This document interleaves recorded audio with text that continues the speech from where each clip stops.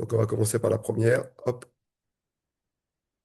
qui est le cours sur les dépréciations des éléments d'actifs. Alors, le cadre conceptuel et les principes comptables qu'on met en avant. Fondement juridique comptable, c'est la dépréciation s'inscrit dans l'application du principe de prudence. Et évidemment, si quelque chose, si un bien inscrit à l'actif a perdu ou est susceptible de perdre la valeur, ou il y a une suspicion de perte de valeur, principe de prudence, on comptabilise la perte latente. Principe de l'image fidèle, évidemment, pour donner l'image fidèle. Principe de sincérité, pour avoir le bilan le plus sincère possible. C'est-à-dire sincérité, c'est-à-dire que si le risque est assez important, évidemment. Et le principe d'indépendance d'exercice, pour rattacher la bonne perte probable au bon exercice. L'entreprise doit constater toute perte de valeur probable ou certaine, même si elle n'est pas définitivement réalisée. Définition donnée par le PCG euh, depuis 2026, article PCG, article 214.5, qui n'a pas été modifié en 2026.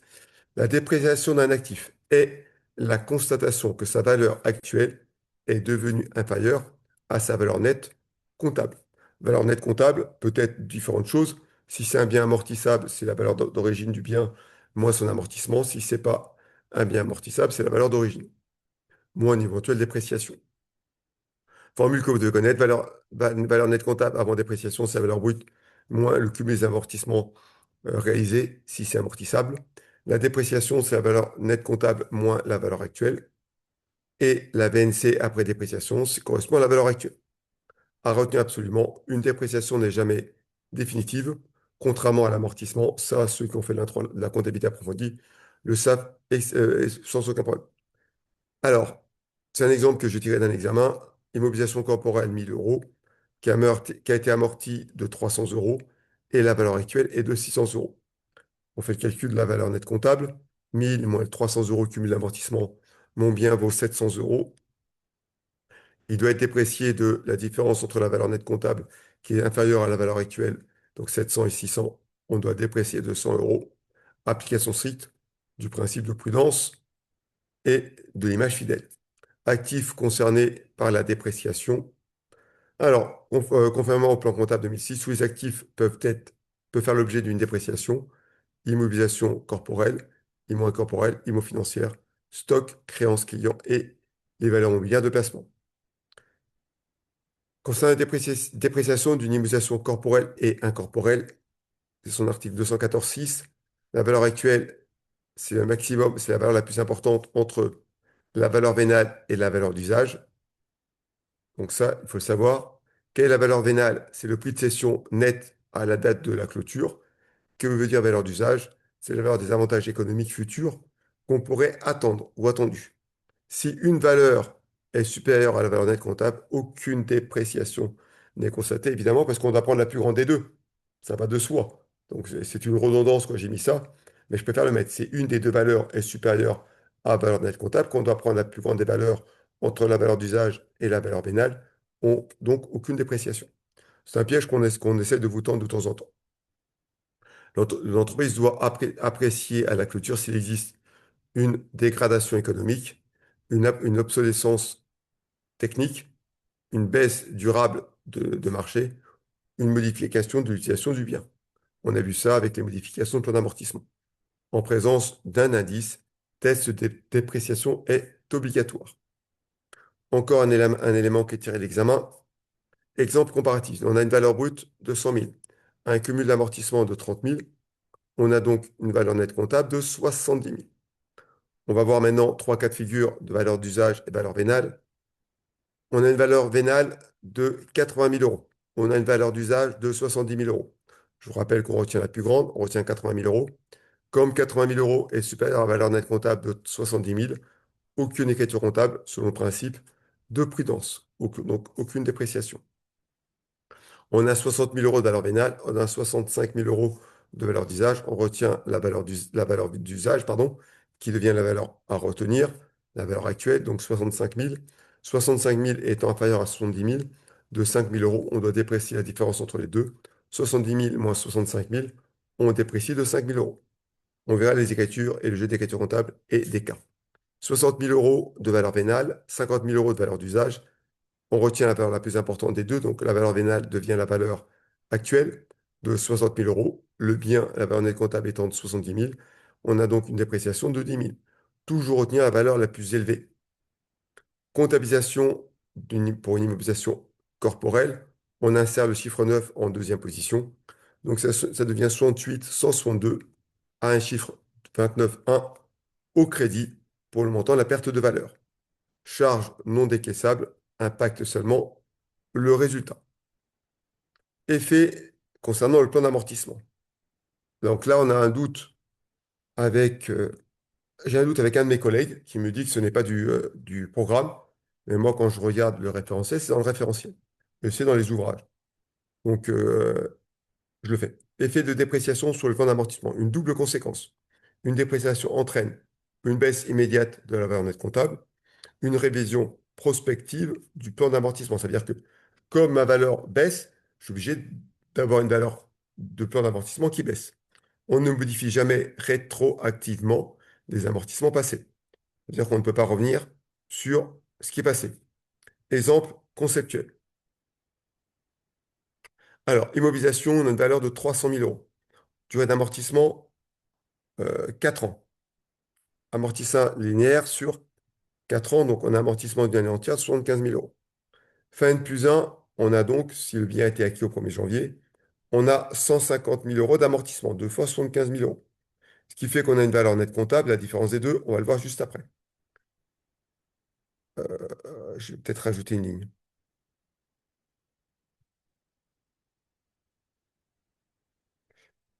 Amortissable, amortissant, amortissable, amortissement. C'est mieux. De 2 ans,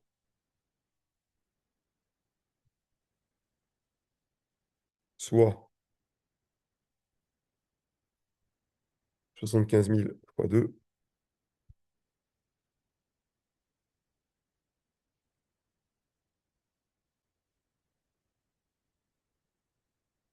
égale 150 000, qui fait que la valeur nette comptable, on a bien ici, mais 300 000, on me cumule l'amortissement.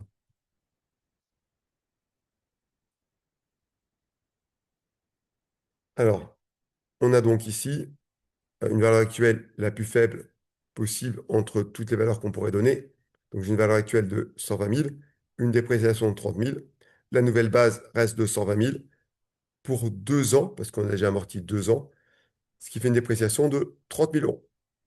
Nouvelle base d'amortissement, 120 000 euros. Durée restante, 2 ans. Nouvelle annuité, 60 000 euros par an. Je vais passer sur Excel et je vais l'interpréter sur Excel pour ceux qui n'ont pas le cours de comptabilité approfondie. Alors, l'entreprise. Ah, j'ai pas partagé, je sais. Vous allez me dire que j'ai pas partagé Excel. Donc, je vous le dis, hop, je le fais tout de suite. Ça m'arrive d'oublier ça. L'entreprise Alpha. Vous voyez, j'utilise souvent Alpha Beta dans mes cas. On communique les éléments suivants.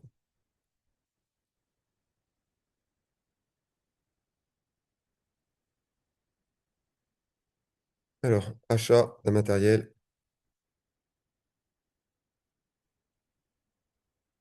Alors, je ne crois pas que vous ayez un cas de acheter en mi-année. Donc, acheter mi-juillet, acheter 1er octobre. Ce serait un peu complexe. On aura des années entières à notre façon, à nous, en intro à la compta. Donc, première année, valeur. Donc, achat et mis en service, hein. Et je ne pense pas que vous aurez une valeur résiduelle également pour nous si on fait modifier l'amortissement. 100 000 euros, 100 000 euros, amortissable sur 5 ans.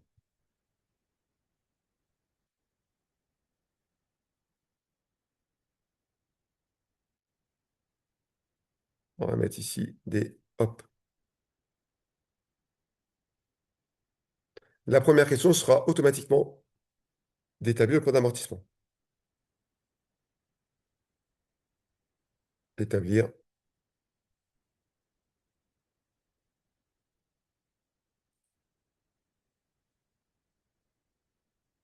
le plan d'amortissement et l'écriture au bilan Une seule année me suffit, 2024. Alors, on va voir donc année, la base. Donc, vous savez bien que la base, normalement, c'est la valeur d'achat moins une éventuelle valeur résiduelle. Mais dans mon cas, avec une modification de plan d'amortissement, il n'y aura pas de valeur résiduelle. On pourra avoir ça que en DCG, UE10. Et si jamais ça rentre chez vous, j'y crois pas du tout, on devrait vous donner une annexe pour qu'il explique. Mais j'y crois pas du tout, c'est contraire à ce qu'on pense. Cumul d'amortissement. La modification d'un cumul d'amortissement n'est jamais tombée, d'un plan d'amortissement n'est jamais tombée en UE9. Et valeur nette comptable. La présentation sera différente de celle de DCG UE10. Je vais vous montrer en comment où ça change pour ceux qui ont suivi l'UE10 et le plan d'amortissement qui ont coulé. Découlé, pardon. Donc évidemment, pas de prorata temporis. J'ai 5 années d'amortissement pleine.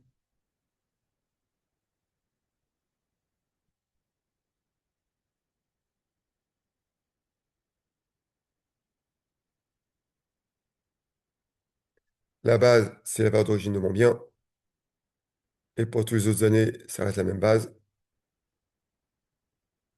L'amortissement d'une année, comme il est amortiable sur 5 ans, il n'y a pas de prorata temporis. C'est la première année divisée par le nombre d'années à amortir, 5. Et les autres années, c'est toujours 20 000. Parce qu'il n'y a pas de prorata temporis dans ma première année. Sinon, ça va revenir complexe. Et dans ce cas-là, conférer les cours de comptabilité approfondie. Pour la première année, le cumul, c'est l'année même. Et les autres années, c'est l'année d'avant plus l'amortissement de l'année. Ça, vous l'avez vu, vous le maîtrisez totalement sans aucun problème. Et la valeur nette comptable, c'est la valeur d'origine moins le cumul d'amortissement.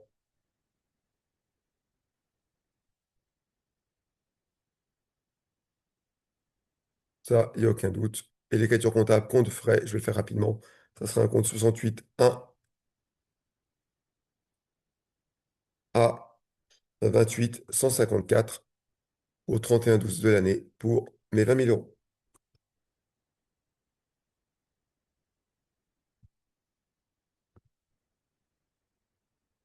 Maintenant, on va vous dire que au 31/12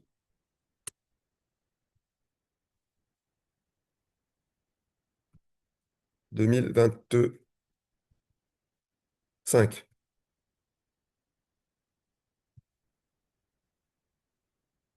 la valeur actuelle, on va pas calculer hein, la plus grande entre les deux, est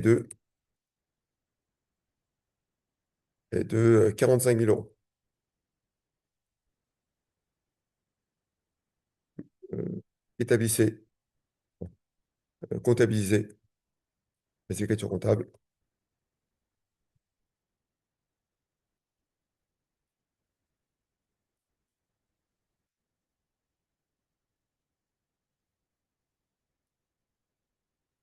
en 2025, puis modifiez le plan d'amortissement.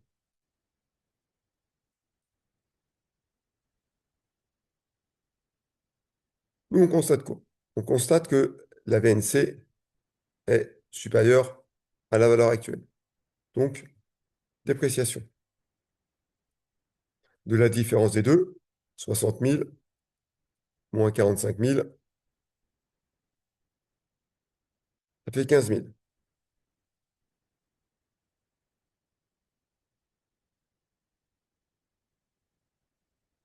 Donc, je vais faire mon écriture comptable ici. Donc, je vais faire mon petit journal vite fait. Hop, on va faire un petit trait comme ça. On va faire ça très vite. À droite, à gauche.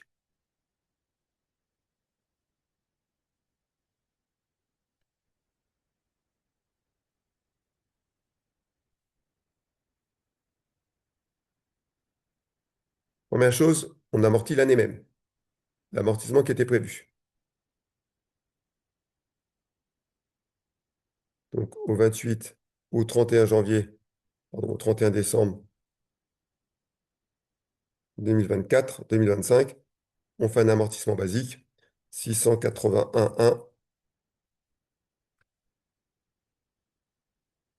à 28 154 pour le montant de l'amortissement d'une année entière, 20 000 euros.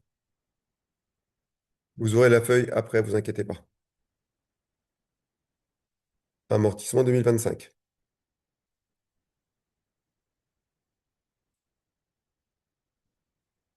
Alors, je dois maintenant revenir sur le montant de mes amortissements et déprécier mon bien pour le ramener à sa valeur comptable. Donc la dépréciation, c'est 68 162 à 29 et le compte. Donc ici, au 31 décembre 2025,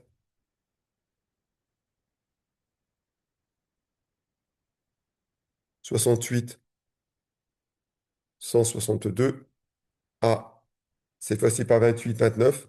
La perte, elle est réversible. Cette réversibilité, vous le verrez en compta pro pour 15 000 euros qu'on a calculé.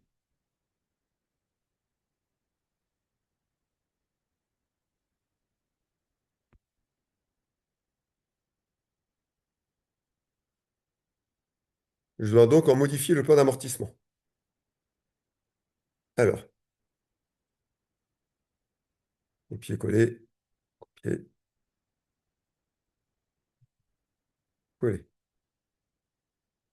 Alors, hop, ça va reprendre les 100 000 qui sont ici. Et je vais reprendre les 20 000 qui sont au-dessus. OK. Ici, contrairement en contrôle de gestion, en comptabilité approfondie, pardon, on fait deux colonnes en plus. Ici, on vient modifier la valeur nette comptable. On ne tient pas compte de la valeur de dépréciation, etc. Donc ici, on met moins 15 000. Voilà la présentation qui nous est demandée. Cette valeur-là sert pour l'année suivante. Voilà la différence de présentation.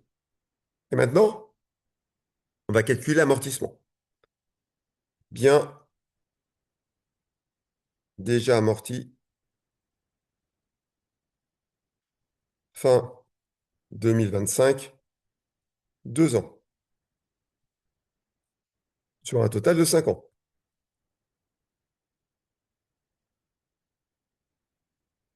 Il reste donc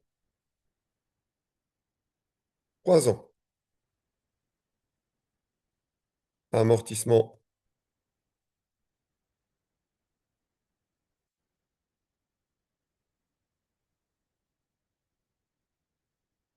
pour les années suivantes. Ça correspond donc à mes 45 000, ma nouvelle base, divisé par 3, qui fait 15 000. Ici, je vais me retrouver avec 15 000, 3 fois d'affilée.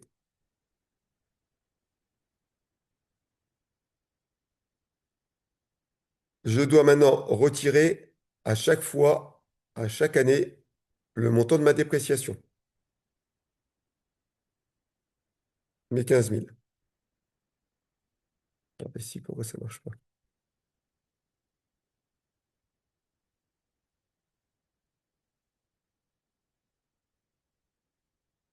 Ah oui, c'est le cumul qui est pas bon. Si, il est bon, mon cumul. Alors, pourquoi ça ne marche pas? 45 000, je suis d'accord avec vous. Ah oui, faut que je fiche ça. F4. OK. J'ai tiré une formule mal. Et voilà. Je tombe bien sur une valeur nette comptable de 0. D'accord? Il faut penser à retirer à chaque fois la valeur de dépréciation. Voilà, cette première partie, c'est dépréciation et modification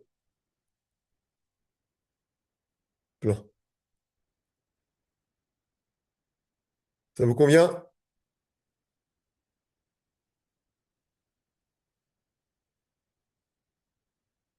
Ça vous convient ou pas? Oui. OK. On va continuer sur le reste du cours. Je vais reprendre. On va arrêter ce partage et on va revenir sur le deuxième partage. Je ne crois plus passer directement. Je ne sais pas pourquoi j'ai fait comme ça. Hop, on revient sur le cours.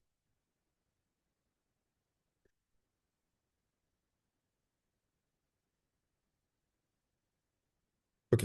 J'ai vu votre deux messages. Alors, comptabilisation de la dépréciation, on l'a vu. Effet sur les dépréciations sur le plan d'amortissement, on l'a vu, on en est là. Dépréciation des IMO financières. Alors, moi j'ai fait le cas d'une IMO incorporelle. IMO corporel, c'est le même principe, hein. Si l'IMO corporel est amortissable, hein. Donc ça va être un compte 29, 0, quelque chose. Si vous voulez, on en pourra en voir un après. La dépréciation des IMO financières. Typologie du plan comptable. C'est le compte 261, 271, 272, 273, 503, 506. On avait vu ça lorsqu'on était sur le cours sur les titres. Méthode d'évaluation, les titres de participation doivent s'évaluer à la valeur d'utilité. Les TIAP, valeur tenant compte des perspectives de rendement futur.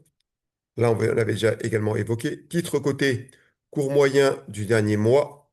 Et pour les titres non cotés, c'est la valeur probable de négociation. À l'examen, on ne vous embêtera pas, on ne vous mettra pas de piège en disant voilà, pour les titres de participation, on a la valeur d'utilité tant. Le cours moyen du dernier mois tant et la valeur probable de négociation tant. Pour que vous trouviez la bonne, on vous donnera une valeur. On dira probablement de façon plus basique la valeur actuelle et le temps. Et on passera à la suite. À vous de trouver. Ici, la comptabilisation, c'est une paire de valeurs qui est financière, donc ça devient un compte 686-62, dotation et dépréciation financière, 29, dépréciation des titres, ou 59, selon la nature. Je vais mettre tout 59, c'est mieux. Ou 59, si c'est pour des valeurs mobilières de placement. On va faire un petit cas sur Excel.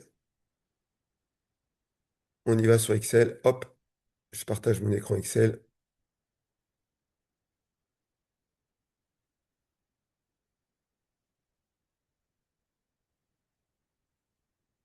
OK, on est ici sur dépréciation des titres.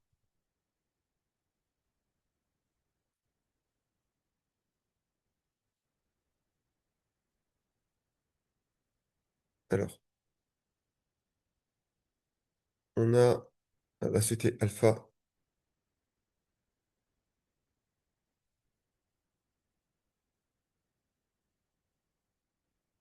vous communique les éléments suivants.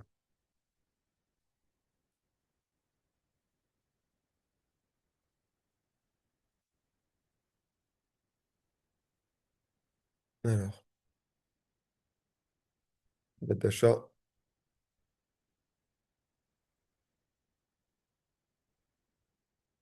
type,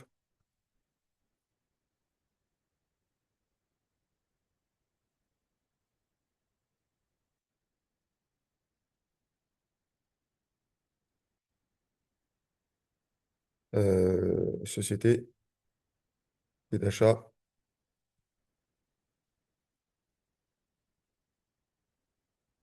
quantité,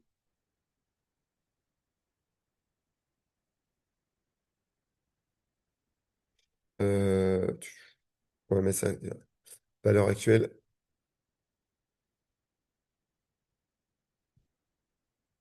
en 2024, valeur actuelle en 2025.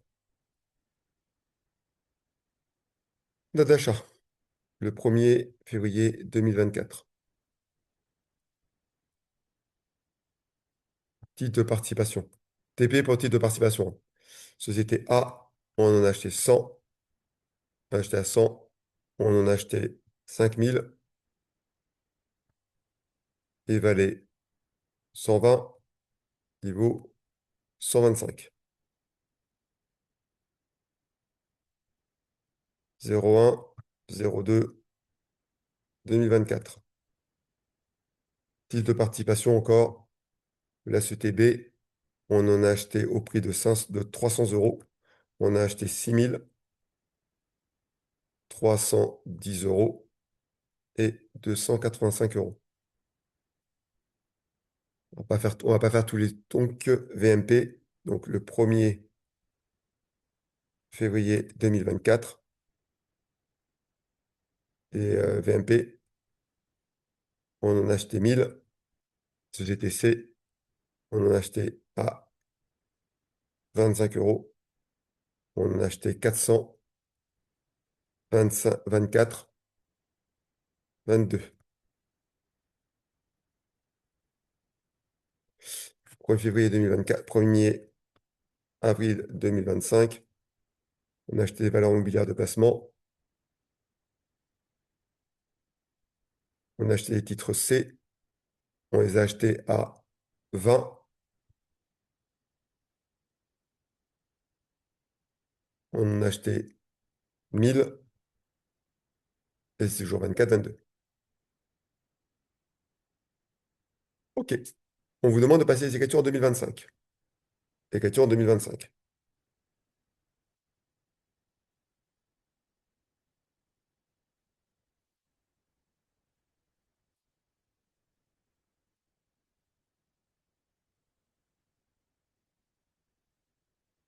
Alors, pour le titre A, rien.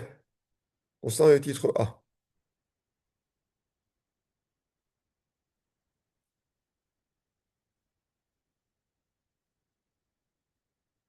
En 2025,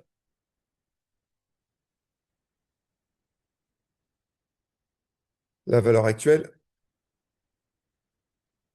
est supérieure à la valeur nette comptable. En réalité, le prix d'achat. Donc,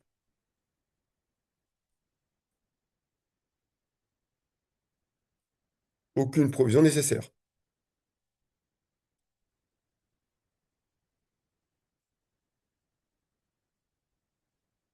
Par contre, et c'est un point, en 2024,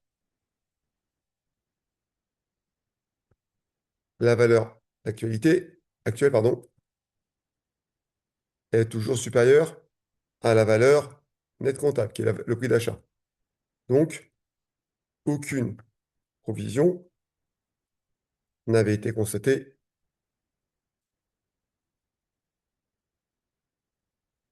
en 2024.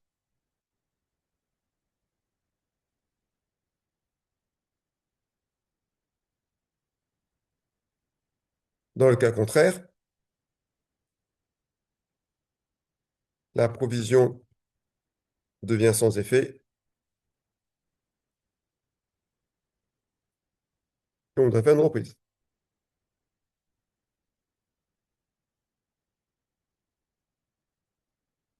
Concernant les titres B,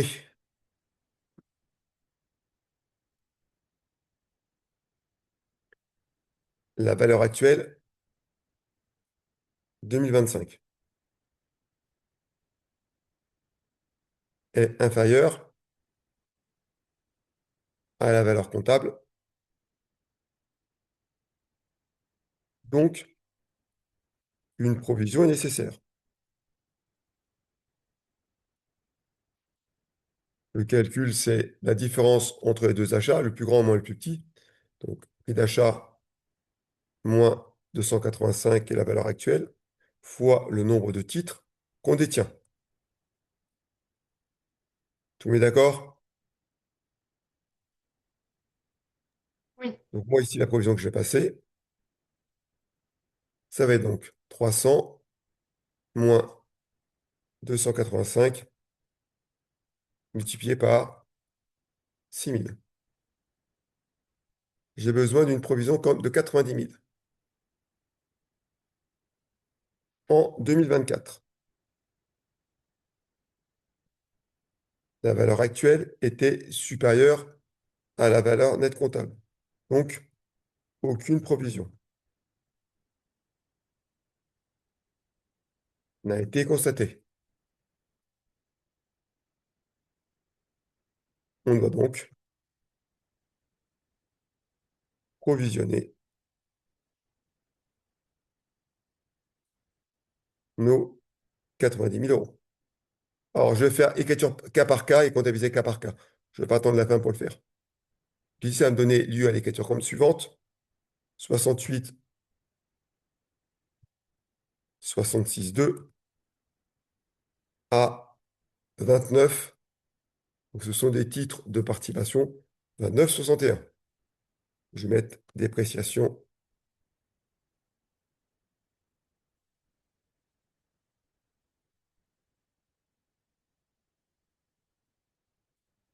des titres B pour 90 000 euros.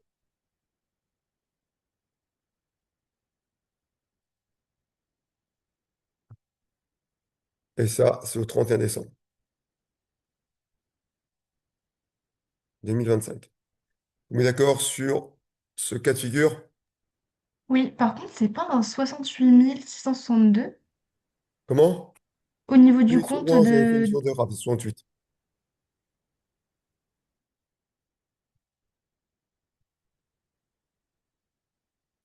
Vous avez raison. Le compte 68. Je peux continuer pour la suite ou pas? Oui. OK. Alors, concernant les valeurs mobilières de placement, concernant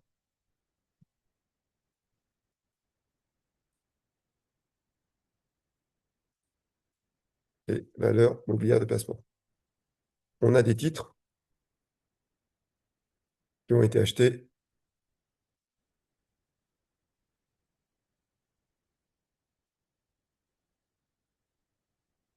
qui ont été achetés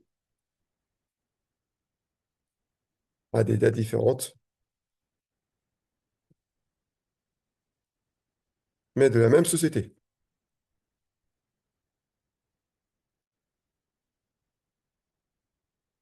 On doit donc, en 2025, comparer globalement. Alors, montant total des achats.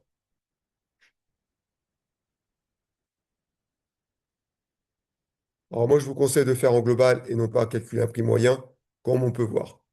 Alors, on a 25 titres. On a acheté 400 titres à 25 euros.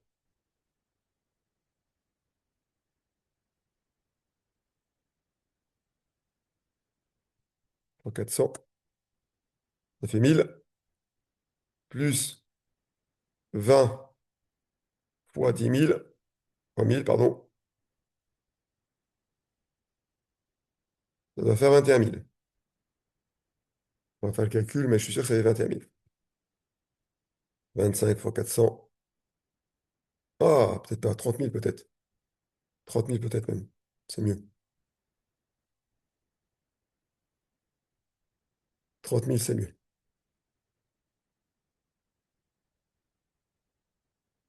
Valeur actuelle.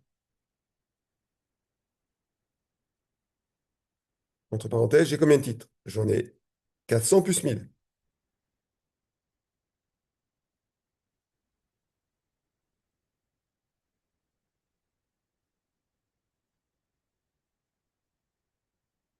Fois la valeur de 22 euros.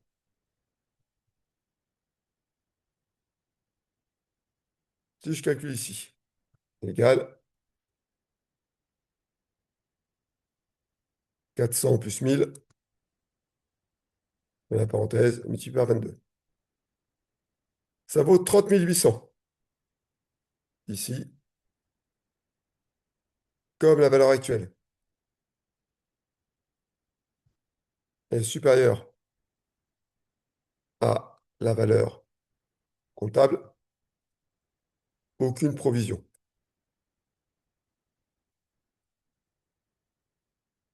n'est nécessaire. Maintenant, on va voir ce qui s'est passé en 2024. En 2024, la société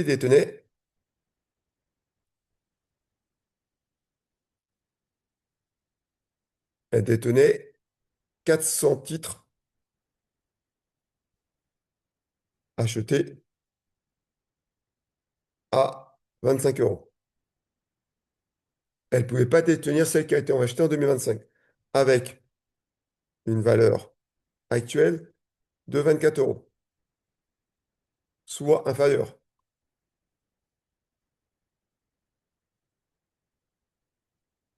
Elle avait donc comptabilisé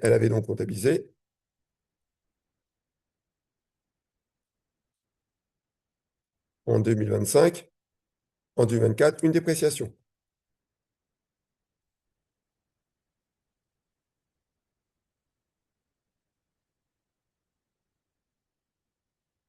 Montant comptabilisé en 2024.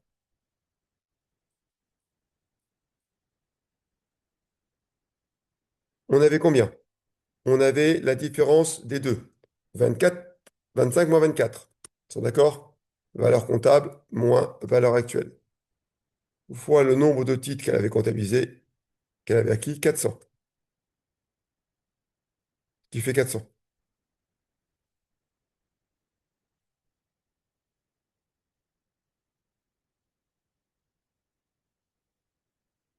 cette provision n'est plus nécessaire.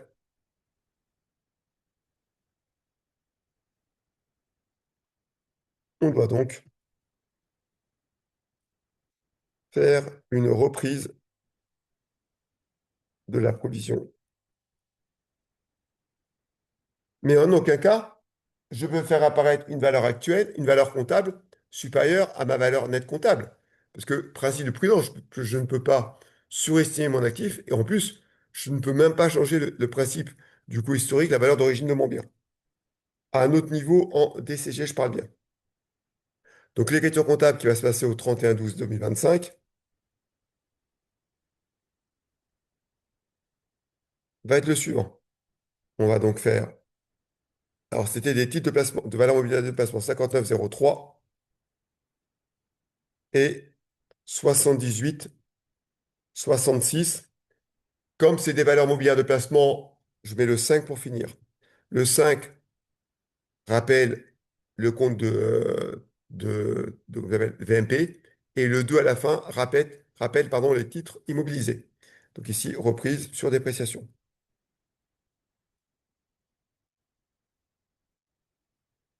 Pour combien? Mes 400 euros que j'avais comptabilisés avant.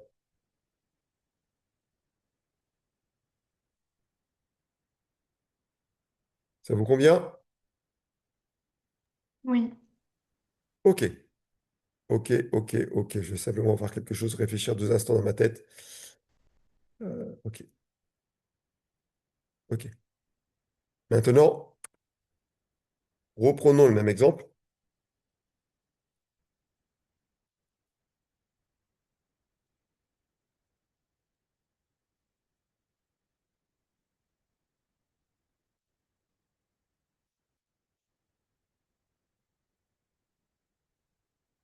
mais seulement avec 600 titres achetés en 2025. Donc, je vais reprendre mon petit tableau qui est là, pied, et je vais mettre 600 en bas. Je ne vais pas faire tout le reste ne changera pas. Et je mets ici 600.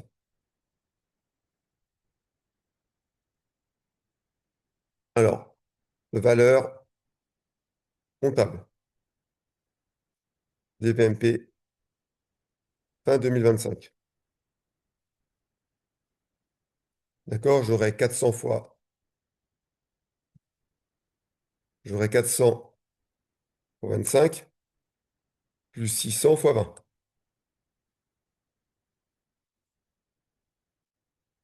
Tout le monde me suit? Ce qui fait 400 fois 25 plus 600 fois 20, 22 000. Je dois comparer ceci à ma valeur actuelle. Valeur actuelle, 2025. J'aurai donc, entre parenthèses,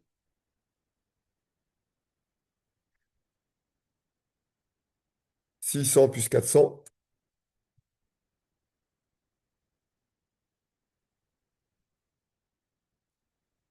et je vais même faire 500.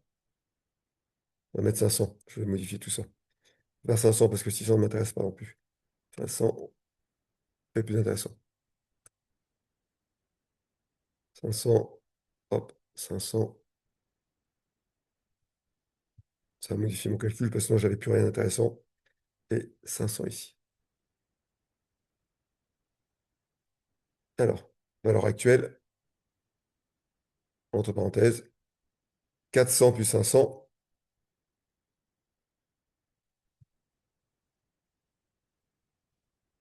fois 22.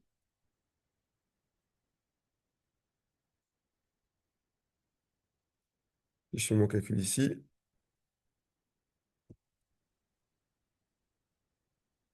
400 plus 500 fois 22. Ma valeur actuelle, 19 800. Dépréciation nécessaire,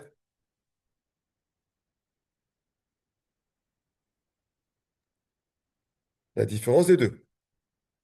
200 €. Ça va, Alexia? Je vous ai entendu respirer. Non, je disais 200 €. Ok, ok. C'est parfait alors. Comme on avait une dépréciation de 400 euros, elle est supérieure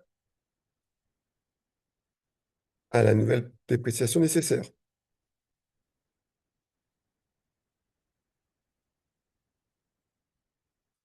On va donc faire une reprise partielle pour la ramener de 400 à 200. Donc, même écriture qui est ici avec 200 simplement. Ça vous convient?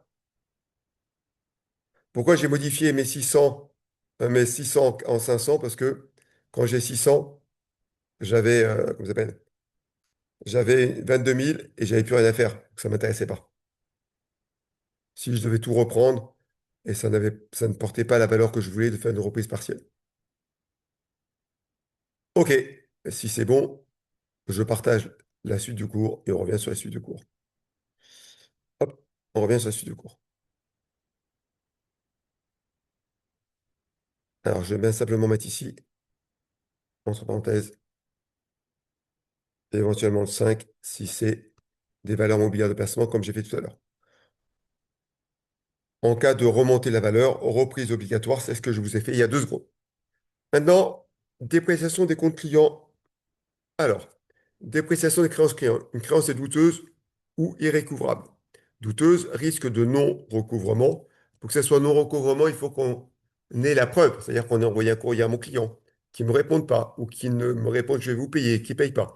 Donc quelqu'un qui a un retard de paiement de quelques jours n'est pas douteux, hein, d'accord? Il faut qu'il y ait tout un process pour prouver qu'il ne veut pas payer ou qu'il semble qu'il ne paiera pas. Irrecevable, c'est une perte certaine et définitive. La société est mise en redressement judiciaire, la société a été liquidée et on ne sera pas payé. Donc, mot que vous ne devez pas connaître et que vous verrez en droit plus tard, nous sommes des créanciers chirographaires, c'est-à-dire qu'on passe en dernier, sauf si on a un certain privilège. Méthode que vous devez prendre pour les CG, on doit transférer la créance d'une créance normale à une créance douteuse, donc avec le compte 416. Je vais rajouter là, la dépréciation est calculée uniquement sur la base hors taxe, car la TVA, on ne la perd pas, on ne peut perdre que la base hors taxe, et on fait un réajustement annuel. En cas d'irrécouvrabilité, reprise de la dépréciation, constater la perte et récupération de la TVA, si c'est une TVA déductible, pardon, si c'est une TVA collectée. Si c'est une TVA qui est en attente, normalement, on n'a rien à faire, hein. On a annulé le compte d'attente, mais je n'ai jamais vu une dépréciation concernant une prestation de service, quel que soit le lieu du DCG, que ce soit en comptabilité approfondie ou un 3 à la comptabilité. On va faire un exemple et après on va basculer sur Excel pour voir aussi comment ça se passe sur Excel avec un cas supplémentaire. Alors, exemple premier, créance client 1200 euros. On a un hors-taxe, donc 1200 divisé par 1,2 fois 0,2 divisé par 1,2, ça fait 1000. Et on a un risque estimé de 30%. Donc on doit déprécier 30% de 1000, ce qui fait 300 euros. Si la créance est devenue irrécouvrable, on va reprendre la totalité de la créance, 654, à créance douteuse.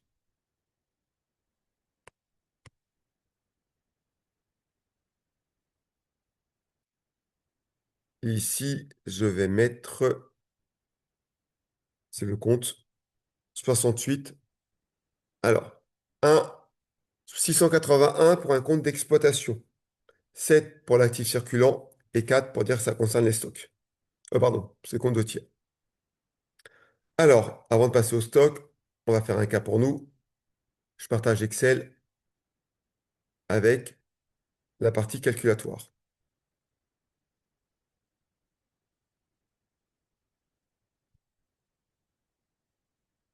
Dépréciation des clients.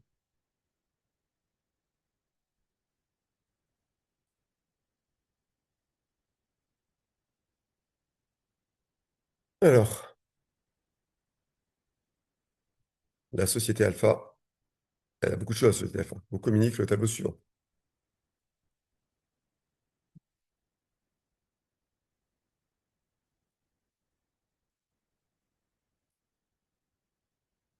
Alors, nom, créance,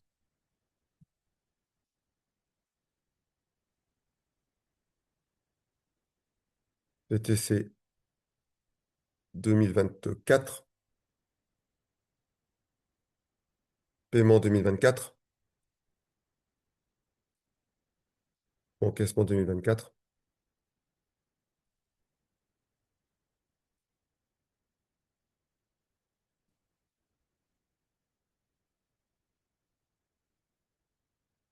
créance 2025,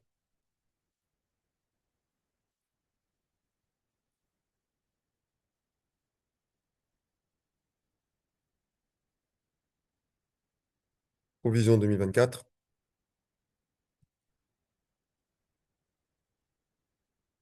non, créance hors taxe, pardon, provision 2025, 2024, provision 2025,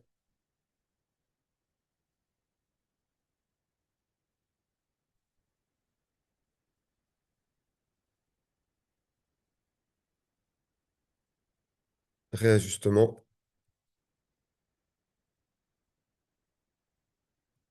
provision reprise,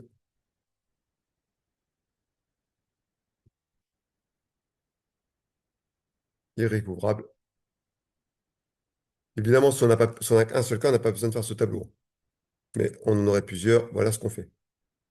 Irrécouvrable, on a besoin du hors-taxe et de la TVA.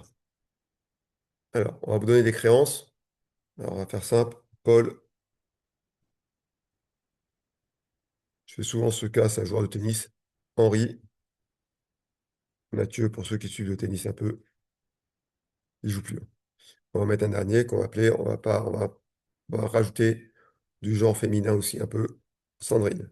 Ça, j'ai mis plusieurs prénoms. Créance TTC. Ici, on va mettre 36 000. Ici, on va mettre 72 000. Ici, je vais mettre 24 000.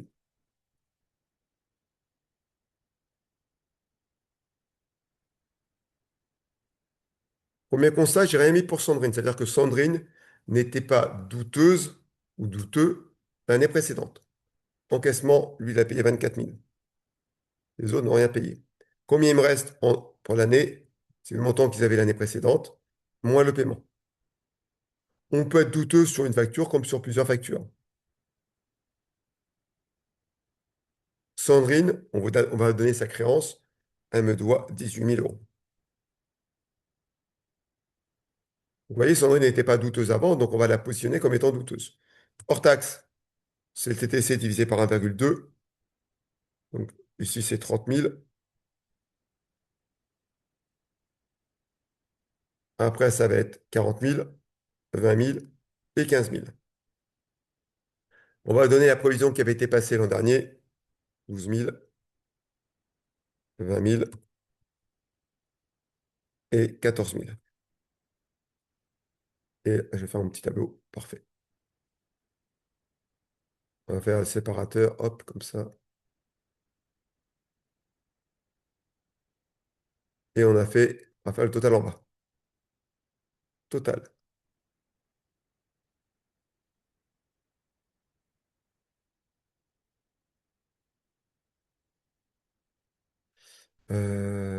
J'en perds mon latin.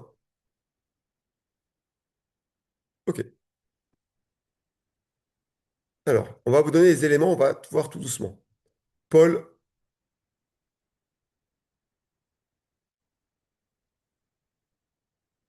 garantie de payer en 2026 25% de la créance. Si Paul garantit de payer 25% de la créance, quelle est ma perte pour moi? On a donc une perte probable. Elle n'est pas définitive parce que on peut encore faire quelque chose. De 75%. Si Paul me dit, je vous paye 25% de ce qui reste, moi, je perds le reste, 75%. Êtes-vous d'accord avec moi? Oui. OK. Donc ici, je vais provisionner 75% du hors-taxe. J'aurai le tableau pour faire tous mes calculs, pour vérifier mes calculs, pardon. OK. Moi, j'avais provisionné 12 000. Aujourd'hui, le risque est de 22 500. Comme mon risque est plus important, je vais augmenter ma provision. 22 500 moins 12 000. D'accord? J'avais un risque de 12 000 euros. Aujourd'hui, mon risque n'est pas de 12 000, il est de 22 500. Je dois augmenter mon risque, une provision complémentaire en disant, mon risque a augmenté, il est plus de 22 000, il est plus de 12 000, il va 22 500. Henri a été liquidé.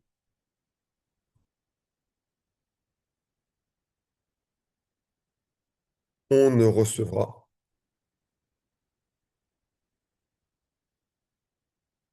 plus rien. Ici, on n'a plus de risque.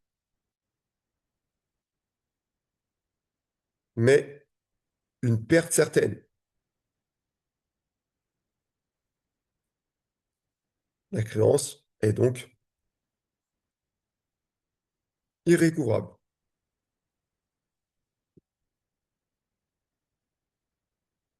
Et donc, je vais faire ceci. Provision nécessaire en 2025, zéro, parce qu'il est récouvrable. J'avais 20 000. J'ai besoin de zéro, ben, je reprends. Enfin, 20 000 moins zéro. J'ai trop de reprises, trop de dotations. Donc, je vais reprendre 20 000 pour porter ce 20 000 à zéro. Nous sommes d'accord ou pas? Quand la provision, je vous peux mettre ça aussi, si vous voulez. Si provision nécessaire,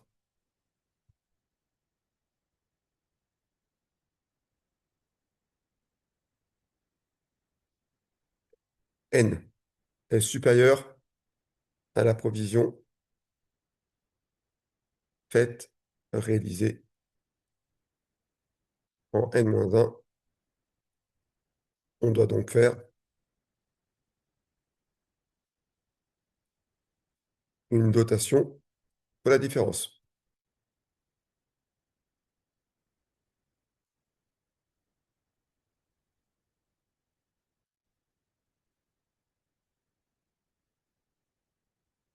Si la provision N est inférieure à celle de N-1, on doit donc faire une reprise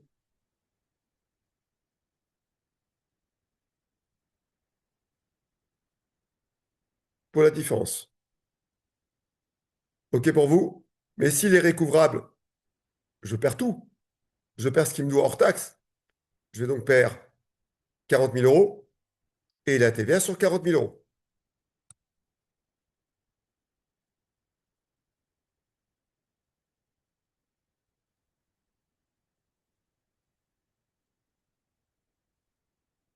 On continue. Non, je passe au cas Mathieu. Mathieu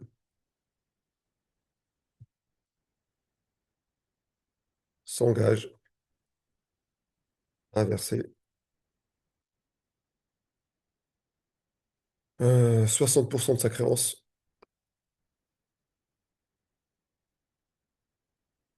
en 2026. Donc, on a donc un risque de perte pour le reste, soit 40% de la créance hors taxe. Nous sommes d'accord? Donc, c'est ce que je vais provisionner. Dotation nécessaire, 20 000 fois 40%. 8 000. J'ai besoin de 8 000.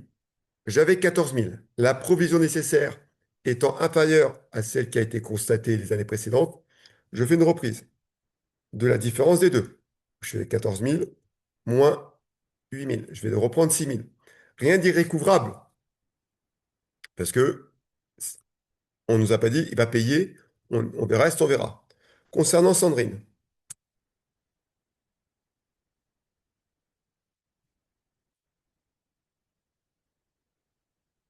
elle refuse de payer, et ce, après de multiples relances.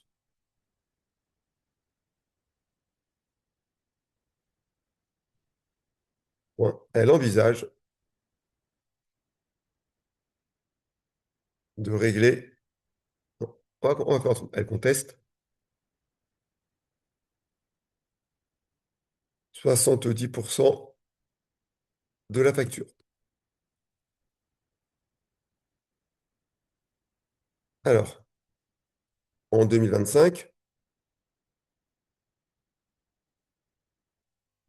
elle devient douteuse. Pour le montant contesté, deux points, et une provision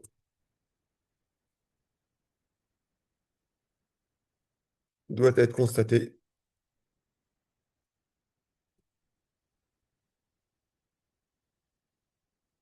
pour, pour combien? Si elle refuse de payer 70, je dois provisionner la perte probable, 70%, nous sommes d'accord?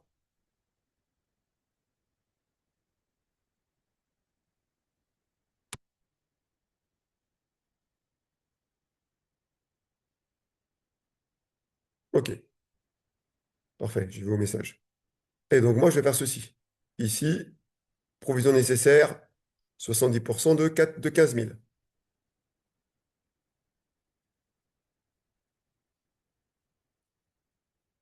Provision N, évidemment supérieure à N-1 parce qu'on n'en avait pas.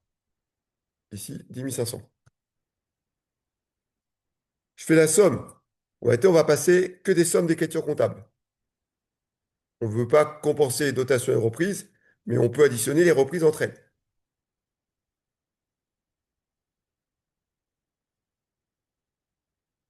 On y va sur les écritures comptables. Première écriture comptable, c'est constater que notre cliente Sandrine devient douteuse. 31/12/2025.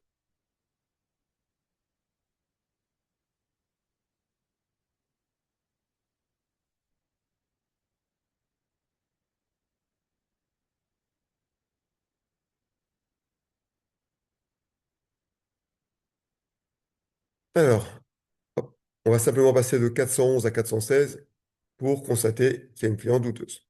416, client Sandrine, client douteuse Sandrine, à 411, client Sandrine. Pour quel montant? Pour le montant que me doit Sandrine. Sandrine, elle me doit 18 000 euros. Libellé, client Sandrine,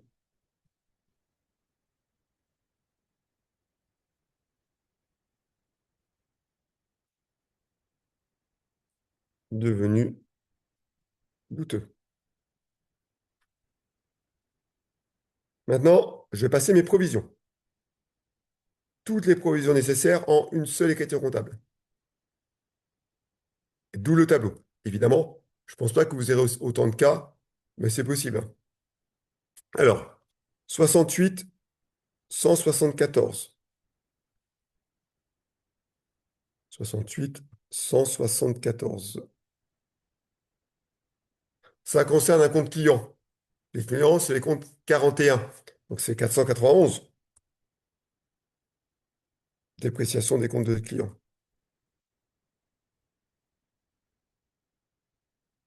Pour quel montant?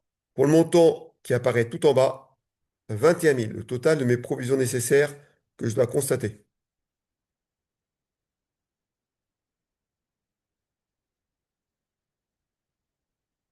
Libellé, Provision nécessaire. Provision nécessaire en 2025.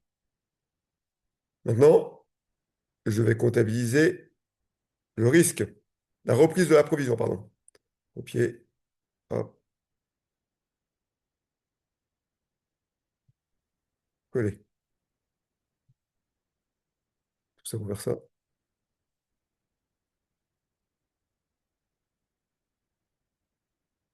Coller.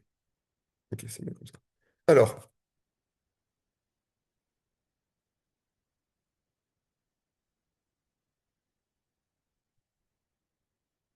je vais faire une reprise 491 à 78 174, reprise sur provision compte client. Pour quel montant? Pour le montant que j'ai moi ici, 26 000. Le total de la colonne reprise. Ici, 26 000.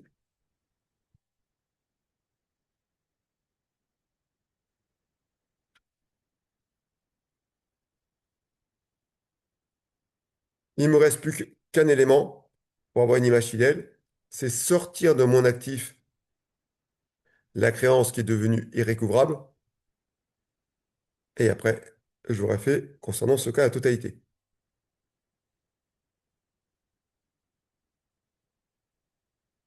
Donc, à la même date, 31-12. Alors, nous, à l'examen, si ça tombe, on mettrait toujours 31-12 2025. Mais ça pourrait être une autre date. On met ça comme étant une écriture d'inventaire. Pour moi, ce n'est pas une écriture d'inventaire.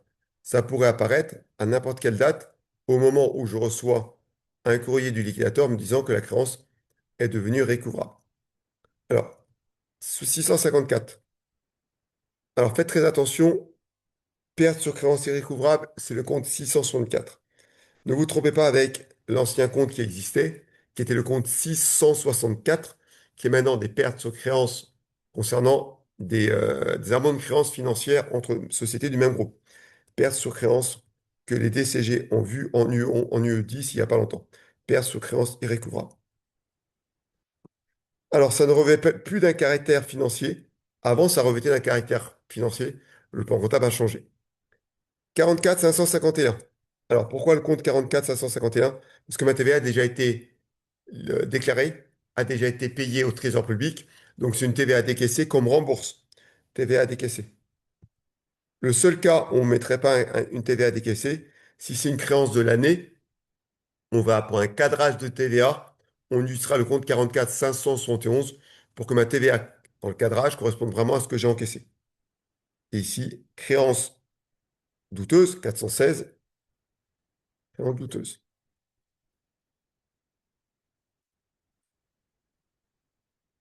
Pour quel montant? Pour les montants qui apparaissent dans mon tableau de créance douteuse.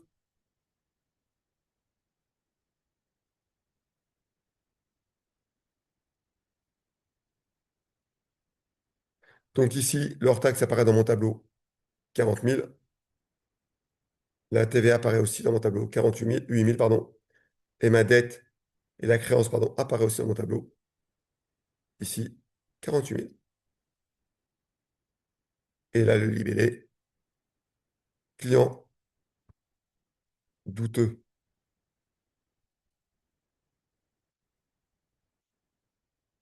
Henri, devenu irrécouvrable. Ça vous paraît bon pour vous?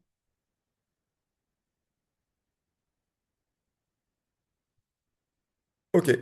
Parfait, parfait, parfait. On va passer maintenant au stock. Stock. Hop. On y va sur les stocks. Une dépréciation des stocks sont reprises intégralement chaque année, puis éventuellement reconstituées sur l'inventaire. Exemple, j'ai un stock comptabilisé pour 1 000 euros. J'ai une valeur de revente probable de 600 euros. Comme je peux le revendre que 600 euros, ils valent 1000, j'ai une dépréciation de 400. 68 173 pour 400 euros.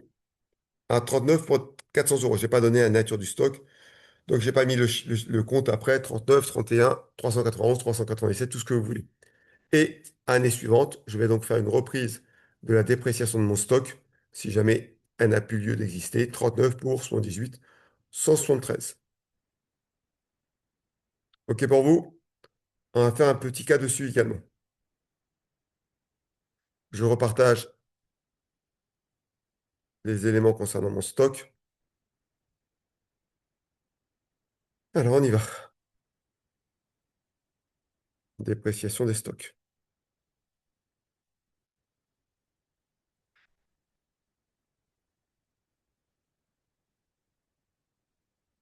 Alors, la société Alpha, par hasard, vous communique les éléments suivants.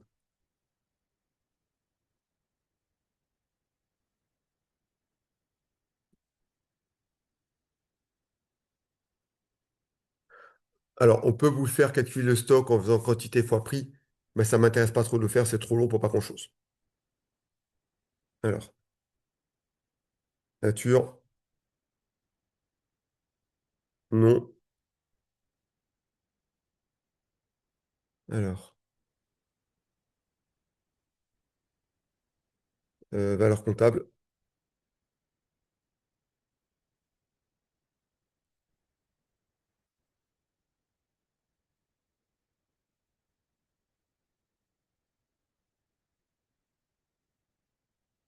non, Julien.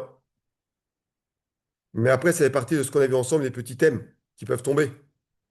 Il y a les gros thèmes qui sont connus, après les petits thèmes, c'est l'ensemble du programme qui peut tomber. 2024, 2025, 2024.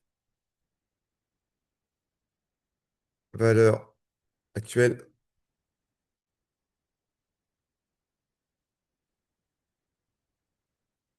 2024, 2025.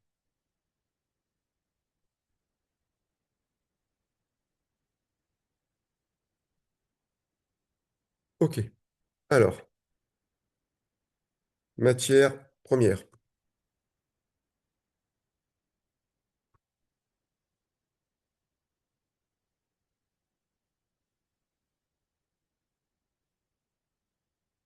On a la matière A,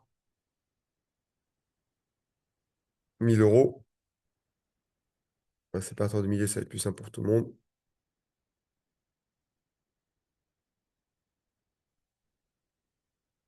Ici, 2500 euros.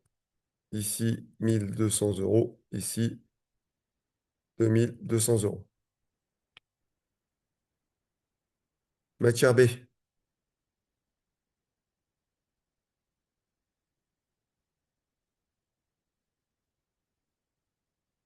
20 000 euros, 22 000 euros, 19 000 euros et 23 500 euros.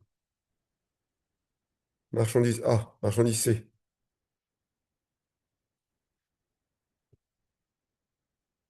12 000, 14 000, 13 000, 11 000. Produit fini,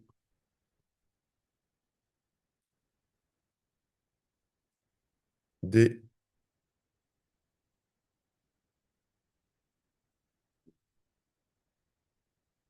120 000, 140 000, 110 000 et 118 000. Alors, on va maintenant calculer pour chaque année s'il y a besoin d'une provision. Je vais faire un tableau provision nécessaire et celle qui a été faite l'an dernier. Ici, provision nécessaire.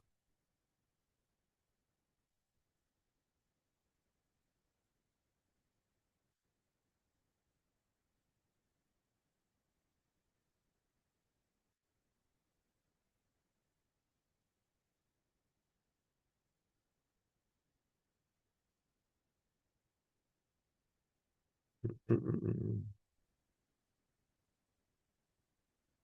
OK. Alors, concernant la matière A, en stock, au 31 décembre 2025, pardon, 1000 euros. Valeur comptable, actuelle, 1200. Est-ce qu'on a besoin d'une provision?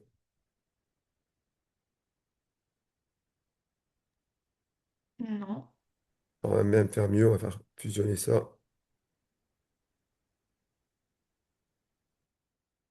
On va faire ça comme ça, pareil. 2024.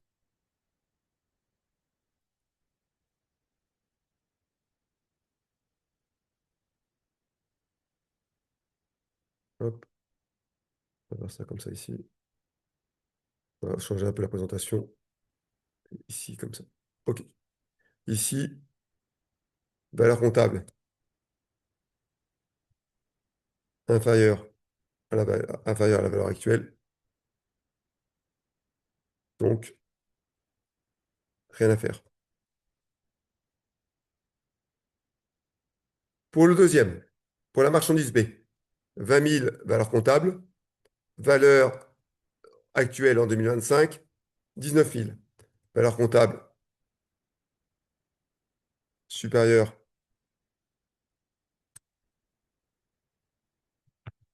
valeur comptable supérieure à la valeur actuelle. Donc, dépréciation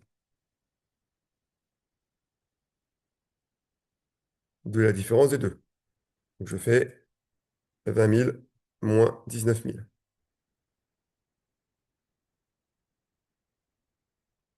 1000. Pour le troisième, valeur comptable inférieure à valeur actuelle, donc rien à faire. Pour le dernier, valeur comptable 120 000, valeur actuelle 110 000, valeur comptable supérieure à la valeur actuelle, donc dépréciation de la différence des deux, 120 000 moins 10 000, moins 110 000, pardon. Êtes-vous d'accord avec ça? Ici, l'erreur qu'on pouvait faire, c'est que les étudiants fassent la somme des matières premières en disant 1000 plus 21 000 en 2025, valeur d'inventaire 19 plus 1, 21 200, valeur actuelle 20 200, valeur actuelle 21, valeur d'inventaire 20 200, on déprécie 800, qui fasse la somme des matières. Non, chaque matière est différente, on prend élément par élément, contrairement à ce que j'ai fait tout à l'heure sur les titres, parce que c'était des titres, la même société. On ne compense pas, même si c'est des VMP, les VMP entre elles, je ne peux compenser que les VMP de même société. Et ici, les matières premières, je ne peux la compenser que si c'est les matières premières, la même matière première. Pour 2024, qu'est-ce qui s'est passé? Valeur comptable 2500 pour le premier. Valeur d'inventaire 2200. On a donc ici une valeur comptable qui est supérieure à la valeur d'inventaire. On a donc une dépréciation de la différence entre les deux, c'est-à-dire 2500 moins 2200. S'il vous plaît, Pour... monsieur. Comment? S'il vous plaît, vous avez écrit 2024 au niveau de valeur comptable, Oui? l'année.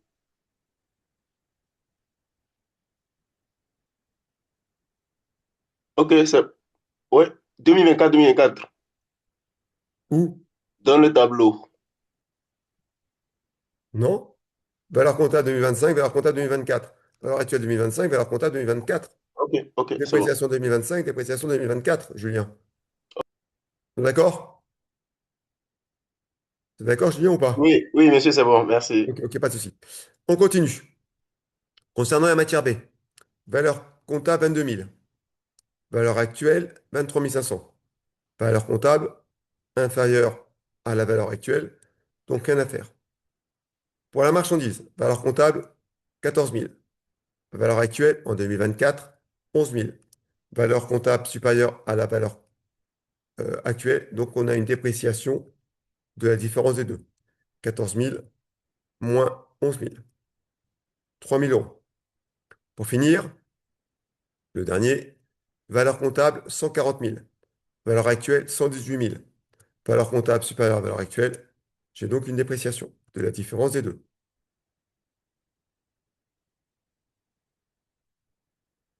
On passe donc maintenant aux écritures comptables. Ouais. Est-ce que vous avez besoin qu'on passe, on est sur les dépréciations, hein. Est-ce que vous voulez que je passe vraiment les stocks ou pas? Ou je me cantonne à la leçon d'aujourd'hui? Moi, je dois me cantonner de la leçon d'aujourd'hui, les dépréciations. Allez, on se cantonne à la dépréciation. Les fiches de stock, on a déjà travaillé.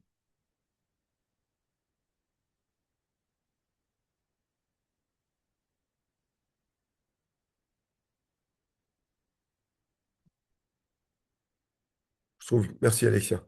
Alors, 31/12/2024. 2025, pardon. Je vais commencer par faire la reprise de mes dépréciations. Or, qu'est-ce qui était déprécié? Le compte matière première, oui. Matière première, 31. Dépréciation des comptes de matière première, 391. Dépréciation,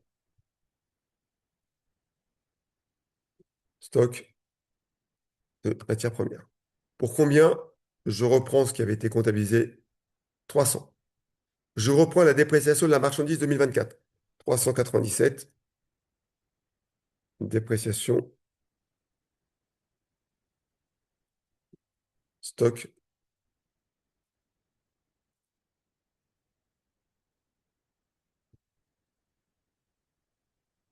de marchandise. Pour combien? 3000. Après, j'ai ma dépréciation de stock de produits finis. Le produit fini est un compte, je ne le connais pas par cœur celui-ci. On a du mal à mémoriser ce compte-là, je ne sais pas pourquoi. Les produits finis et le compte 355. Donc ici, 39,55. Dépréciation,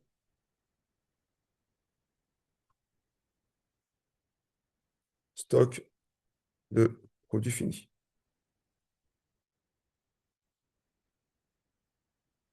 Pour un montant de 22 000.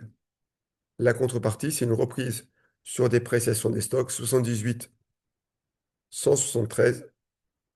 Reprise, dépréciation des stocks. Pour quel montant? Pour la somme de ce qui avait été déprécié. Donc les 300, les 3000 et les 22 000. Reprise, dépréciation 2024. Maintenant, je dois comptabiliser le nécessaire en 2025. 31/12/2025. Au débit, un compte 68. 68, 173. Pour être précis. 68, 173. On verra le montant après. Dépréciation des comptes de stock.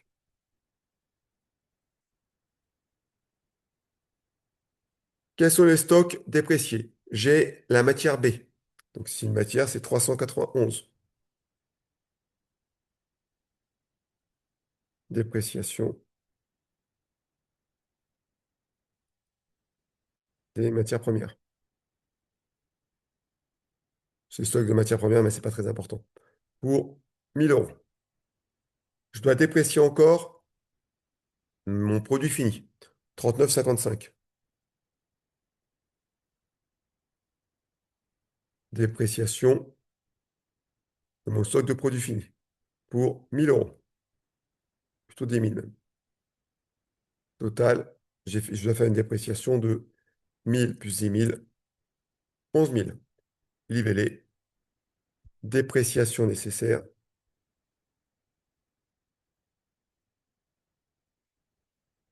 2025. Ça vous convient?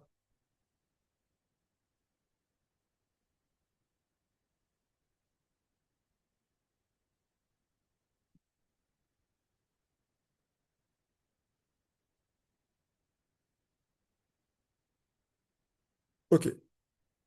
Alors, je vais vous donner déjà le petit document. Alors, je vais arrêter de partager mon écran 2 secondes, le temps de vous envoyer ça, et après, on va continuer. Alors, ça, j'arrête. OK.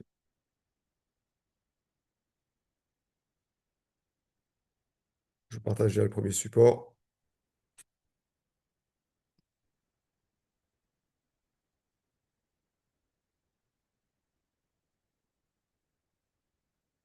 Que vous avez reçu. On revient sur Excel. On va partager l'écran de nouveau.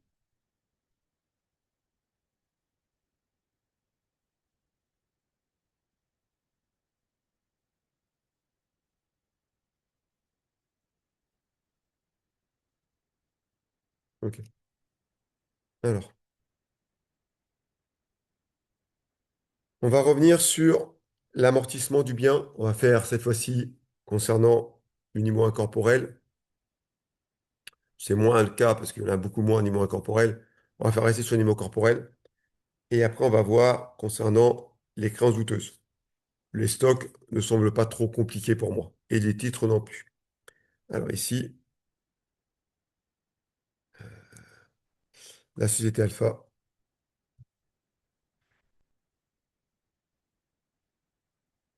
vous demande de, de réaliser le plan comptable, le plan d'amortissement, pardon, en tenant compte des modifications suite aux valeurs actuelles. Bien acheté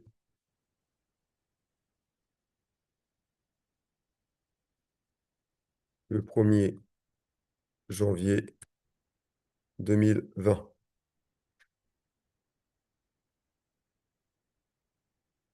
Prix, oula,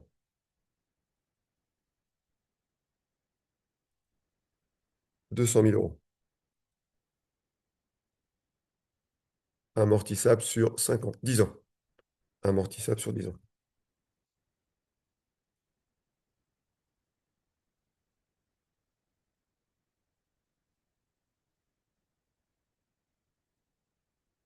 Au 31 décembre 2022.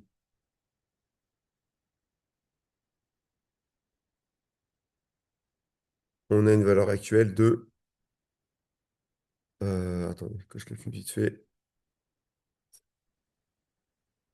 105 000 euros.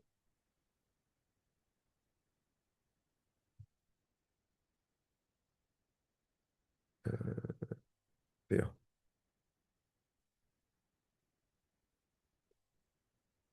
Au 31 décembre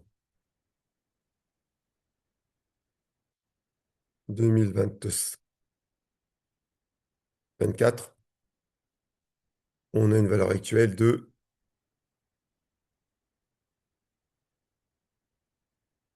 50 000 euros. OK. Alors, un solvé, ça suffira. Donc, je vais faire le premier plan et je vais les faire côte à côte, les modifications, pour que vous puissiez tout voir. Alors, année, la base, l'amortissement, le cumul et la VNC.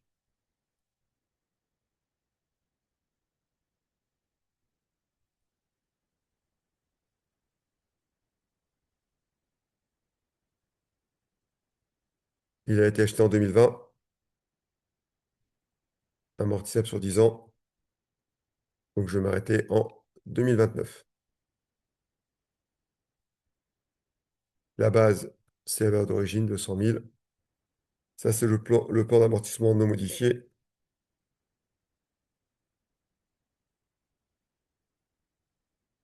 L'amortissement de la première année, c'est comme tous les ans, c'est 200 000 divisé par 10.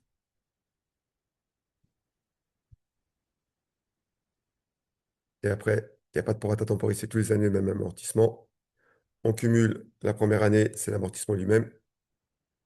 Et après, c'est l'ancien cumul plus le nouveau. Et la valeur nette comptable, c'est la valeur d'origine moins le cumul d'amortissement.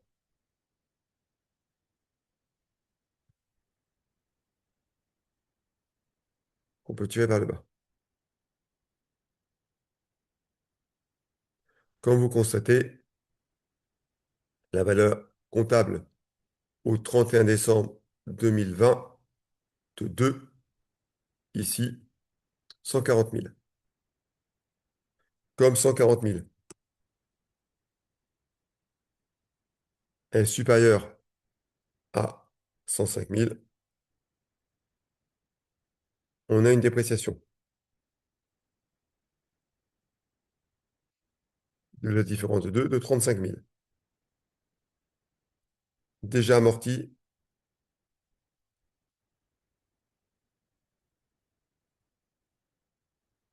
On a amorti 2020, 2021, 2022. Déjà amorti 3 ans sur 10. Il reste donc 7 ans. Alors, 7 ans, 105 divisé par 7, ça fait 15, hein. J'ai fait en sorte d'avoir des chiffres ronds dans mes calculs. Je vais recopier ce tableau. Copier, coller.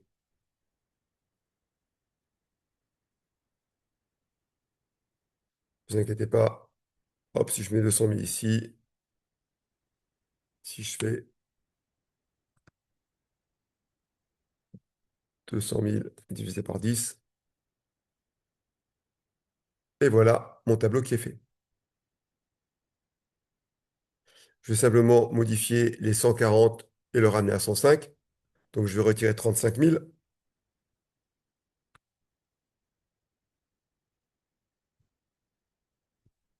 pour qu'il soit 105. Pour rappeler que ça devient la nouvelle base, 105 000 jusqu'à la fin. Il ne reste plus que 7 ans, donc c'est 105 000 divisé par 7.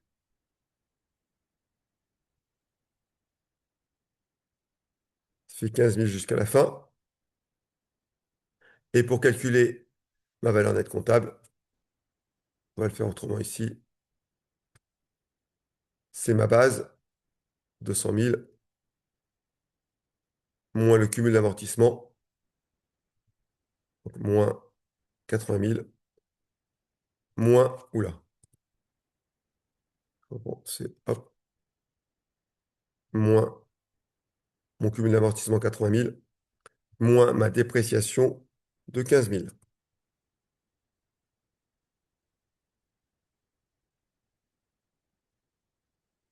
Mhm. Cumul d'amortissement et pas l'amortissement.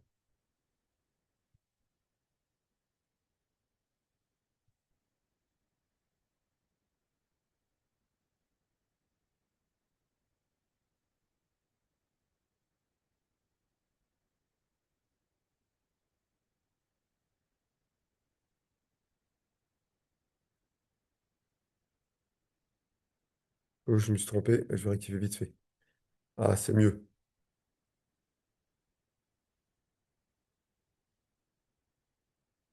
Est-ce que c'est mieux? Est-ce que ça me suffit? 200 000 moins 75 000 moins 15 000, ça fait 120 000 normalement. Ah, à quel moment je me suis trompé? Ah, c'est 35 000 que j'ai pas déprécié, que j'ai déprécié, pas 15 000. Voilà, c'est mieux. Voilà, c'était 35 000 que j'avais déprécié, pas 15 000. Et donc, je retrouve avec une valeur nette comptable de 0 à la fin.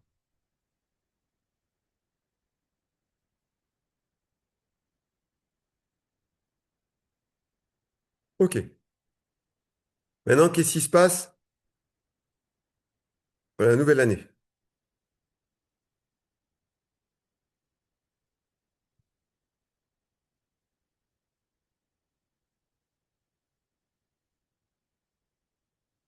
Maintenant, j'ai une valeur actuelle en 2000. On vous dit qu'en 2024, ici, elle est de 50 000.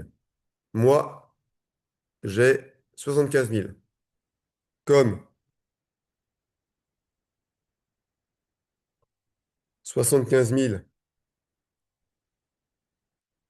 est supérieur à 50 000, on doit donc déprécier.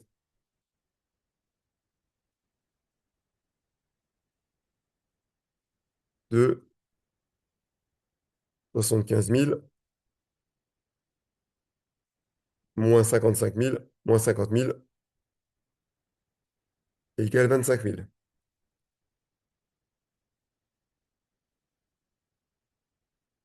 Déjà amorti.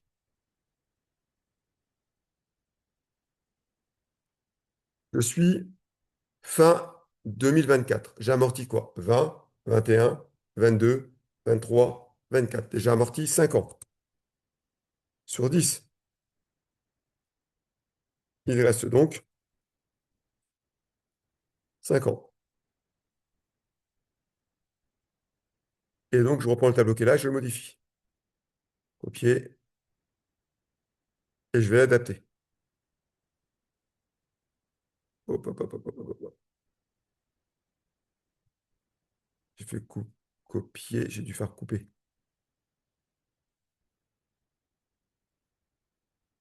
Copier, coller.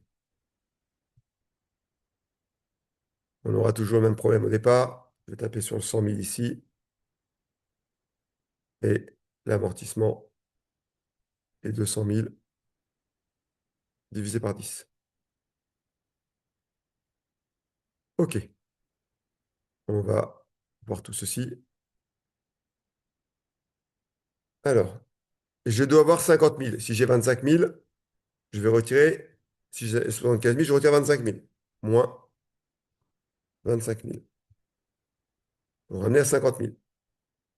Je vais tirer la cellule vers le bas, tout doucement. Ça devient ma nouvelle base, 50 000 ici. Il ne me reste plus que 5 ans. Je vais diviser par 5.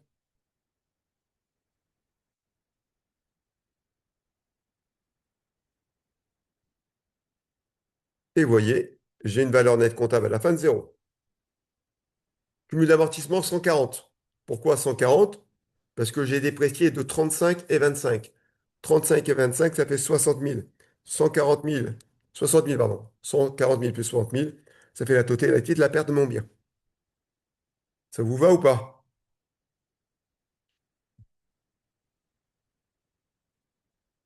Vous parlez pas beaucoup aujourd'hui, hein. Ok, Alexia. La valeur résiduelle, alors, ok, c'est ça. On aurait une valeur résiduelle, au lieu de partir de 105, je serais parti de 100, Alexia. C'est entièrement ça. Vous avez entièrement raison. Mais je ne pense pas que vous aurez. Mais c'est ça. Ça, c'est plutôt un piège de DCG UE10. Mais c'est bien ça. Ici, euh, dépréciation, double dépréciation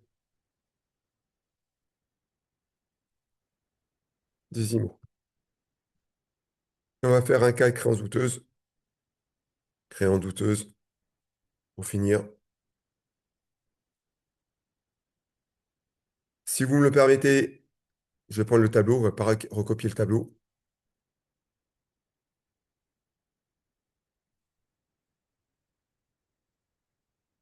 C'est pas une valeur ajoutée de copier un tableau.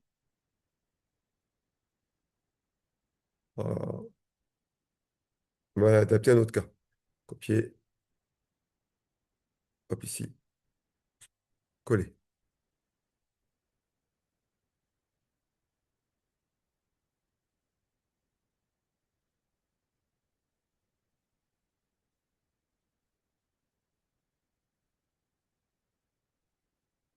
OK.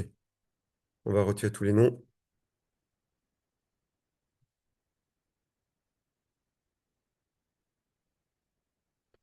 OK. Alors, on va appeler CL1 pour ne pas faire de problème avec les noms. CL1, CL2, CL3. On n'aura pas de CL4. Ici, on avait une créance de 36 000. Ah non, c'est déjà pris. De 120 000. Ici, on avait une créance de 180 000.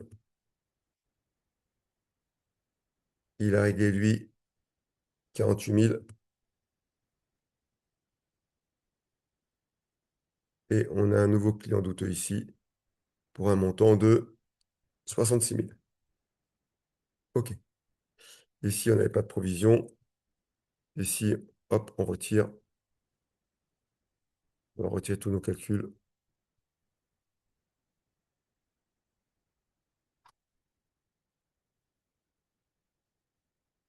OK. Donc ici, on avait une provision nécessaire de 40 000. Ici, on avait une provision nécessaire de 25 000. OK. On vous dit, le client 1 est devenu irrécouvrable.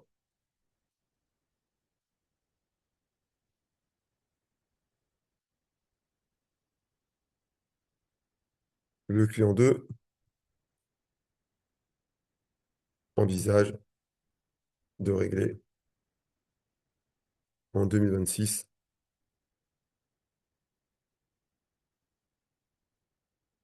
45% de la créance.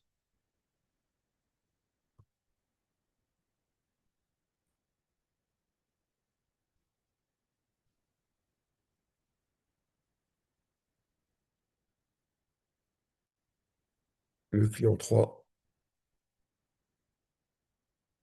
conteste la facture 2025 à hauteur de 70% de la facture. Alors, vous me dites quoi pour le premier client? Le premier client, il est devenu irrécouvrable. Pas irrécouvrable, c'est irrécouvrable. S'il est devenu irrécouvrable, qu'est-ce qui se passe? Deux éléments. Premièrement, la provision existante n'a plus lieu d'être.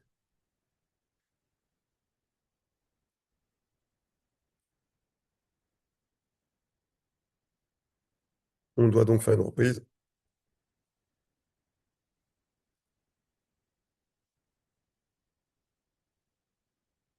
et passer la créance en irrécouvrable.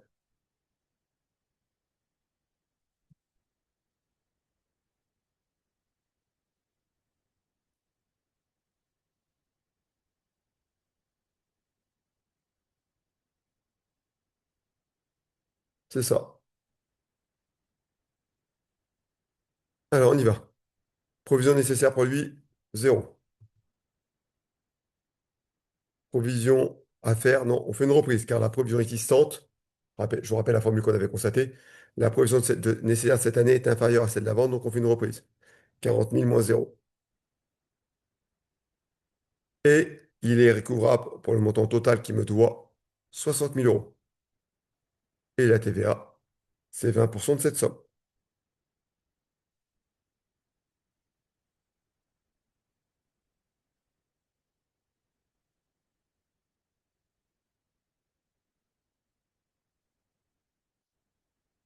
J'ai mis 2% dedans. On continue. Pour le deuxième client, il me dit qu'il pense régler 45% de la créance. La perte probable, la perte probable est donc de 55% de la facture, entre parenthèses la créance. On doit donc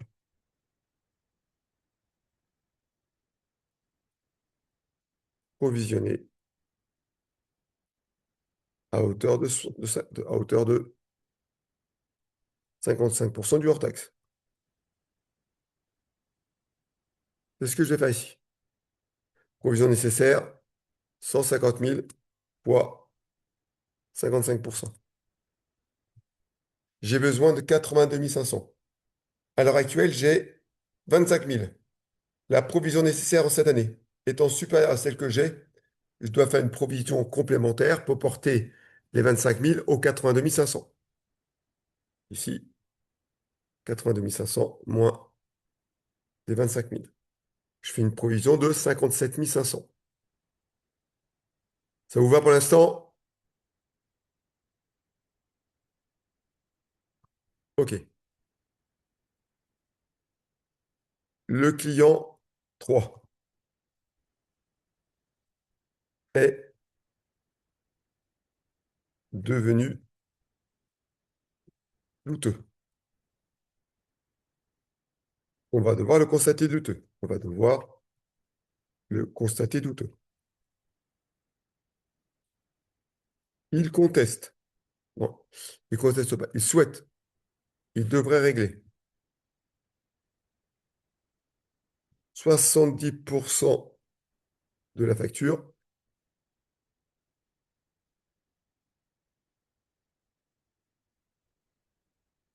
Donc,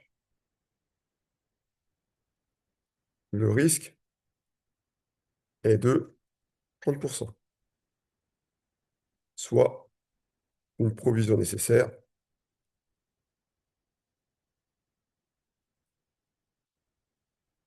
de 30%. Donc, je vais faire mon calcul. Provision nécessaire, 30% de 55 000. Je dois faire 16 500.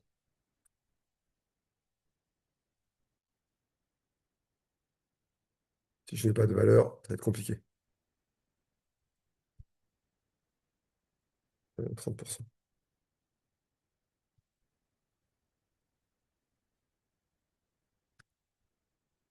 J'avais 0, j'ai besoin de 16 500, donc je fais une provision de 16 500. Et là, j'ai tous mes montants pour comptabiliser. Les écritures comptables sont les suivantes.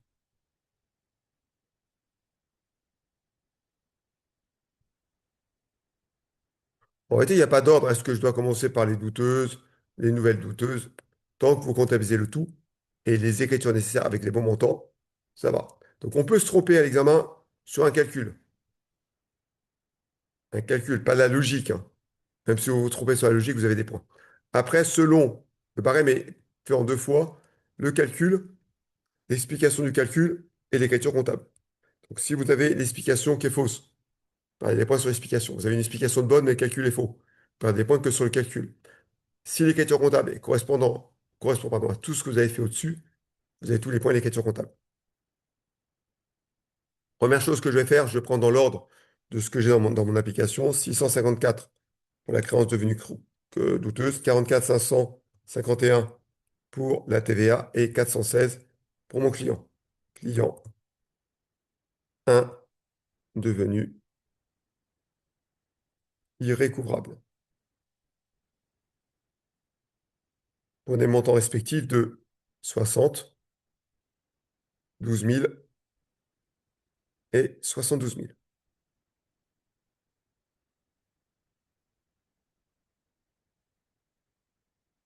À la même date,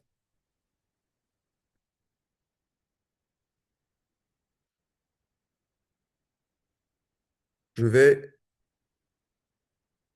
provisionner ou faire la reprise. Ça revient. Je fais une reprise de ce que j'ai. 491 à 78, 174 pour le montant total. Reprise de la provision. Pour quel montant? 40 000 euros.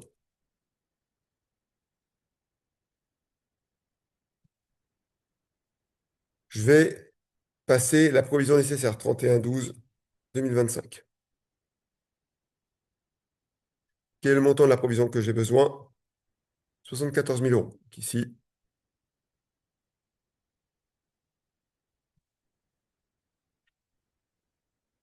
68, 174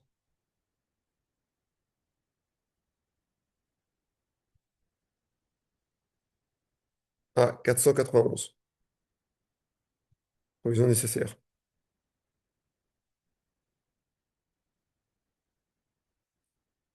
Pour un montant de 74 000 euros. Il ne me reste qu'à constater que mon client est devenu douteux. Mon client 3.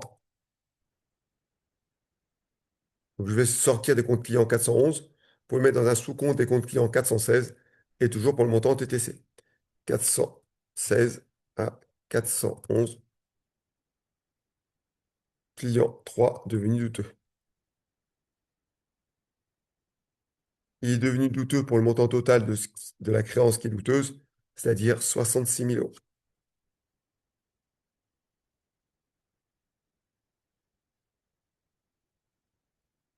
Ça vous convient?